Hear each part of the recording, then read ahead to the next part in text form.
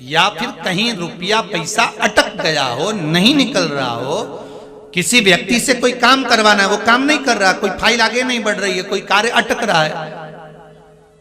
तो एक जल के पात्र में जल भरकर 5 बेलपत्री शिव जी को समर्पित कर कुंदकेश्वर महादेव का नाम लेकर एक सफेद पुष्प बेलपत्री के ऊपर जो शिव जी को चढ़ाई है उस पर समर्पित कर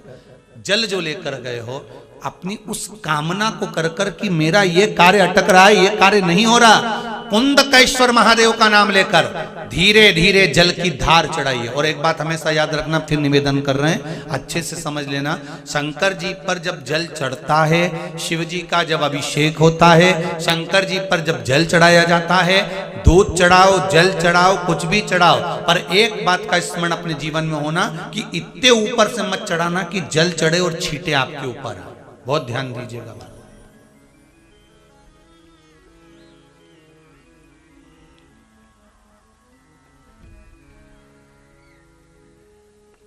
यहां तक वर्णन करा गया है कि शंकर जी का जल चढ़ा हुआ जहां से बहकर जाता है ना, उसको लांगा तक नहीं जाता। यहां लांगते हैं क्या? नहीं ना, परिक्रमा भी करेंगे तो वहीं से लौट कर वापिस इधर जाएंगे। शिव जी का जहां से जल बहकर जा रहा हो, चढ़ा हुआ जल जहां से बहकर जा रहा हो, उसको लांगा तक नहीं जाता। और कई लोग बड़े बड़े आनंद में शंकर जी पे इतनी ऊपर से जल चढ़ाएंगे तो वो छींटे पूरे अपने ऊपर आना चाहिए, शरीर पर आना चाहिए। नहीं नहीं, उसका दोष है महाराज, उसका दोष है।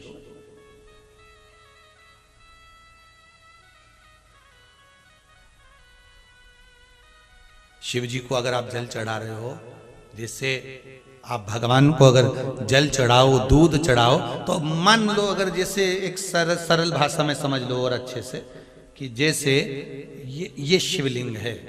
शंकर जी का, ये शिवलिंग है, और आप जल चढ़ा रहे हो तो इतनी ऊपर से छोड़ोगे तो पानी का छींटा तो अपने ऊपर आएगा, पर वही जल, वही दूध, वही सामग्री आप शिवलिंग से थोड़ी सी दूरी बनाकर अगर आप समर्पित करेंगे तो बाबा उसको स्वीकार भी करता है और आनंद की अनुभूति भी होती है, कार्य में सिद्धता भी आती है,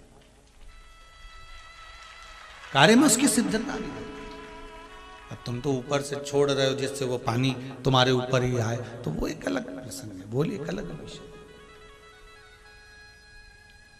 बहुत ध्यान देना महाराज, भगवान को कभी भी कोई भी सामग्री, जैसे भगवान के मंदिर में अगर फूल चढ़ाने जा रहे हो, भगवान के मंदिर में अगर पुष्प समर्पित करने जा रहे हो, तो फूल का मुख अपनी ओर नहीं होना चाहिए,